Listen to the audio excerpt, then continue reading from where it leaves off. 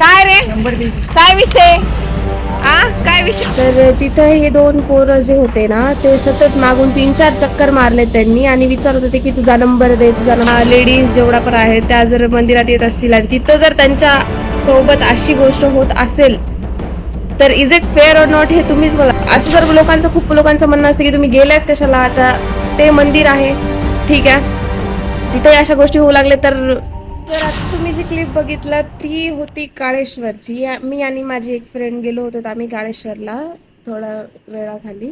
तर तिथं हे दोन पोरं जे होते ना ते सतत मागून 3-4 चक्कर मारले त्यांनी आणि विचारत होते की तुझा नंबर दे, तुझा नंबर दे. मला झालं, मग तिला माझ्या फ्रेंडला झालं की थांबत विचारत होते की तुझा नंबर दे, तुझा नंबर दे.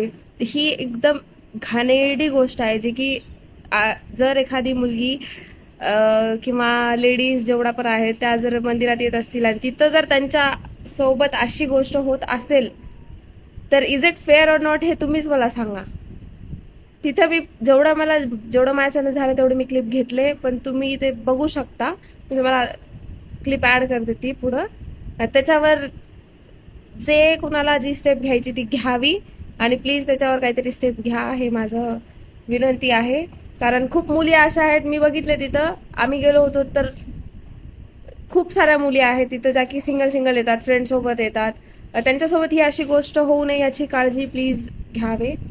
आणि असं जर खूप लोकांचं म्हणणं असतं की तुम्ही गेल्याच कशाला, आता ते मंदिर आहे ठीक आहे, तिथे अशा गोष्टी होऊ लागल्या तर तुम्ही ती क्लिप बघा पहिले, मग तुम्हाला समजून जाईल मी हे एवढं सगळं का बोलायला. देखो अभी पीछे काय रे काय विषय काय विषय काय काय हे देखो गाईस. थांब आता बेटा थांबतो. आणि त्या क्लिप मध्ये तुम्ही परत एकदा रिपीट करून बघितलं तर त्या मुलाचा आवाज पण क्लिअर येत आहे की नंबर दे म्हणून. परिसरात काल जे काही झालं त्या घटनेला मी इंस्टाग्रामवर पोस्ट केली होती. त्यानंतर 24 आवर्स मध्ये मला सरांनी कॉन्टॅक्ट केला आणि माझ्या त्या व्हिडिओवरती त्या मुलांशी रिलेटेड लवकरच ऍक्शन घेण्यात आली. त्यासाठी मी सरांना आणि मॅडमला थँक्यू म्हणते. आणि याचप्रमाणे असंच मुलीसोबत किंवा लहान मुलीसोबत कुठेही काही छेडखानी झाली किंवा कोणताही प्रकार घडला तर आम्ही पोलीस 24 तास तुमच्यासाठी अवेलेबल आहोत. आम्हाला तात्काळ कळवले तर आम्ही तात्काळ आपणास मदत देऊ शकतो.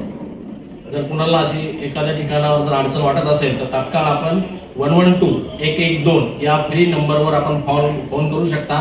5 मिनिटांमध्ये पोलीस मदत त्यामध्ये आपल्याला येऊन जाईल.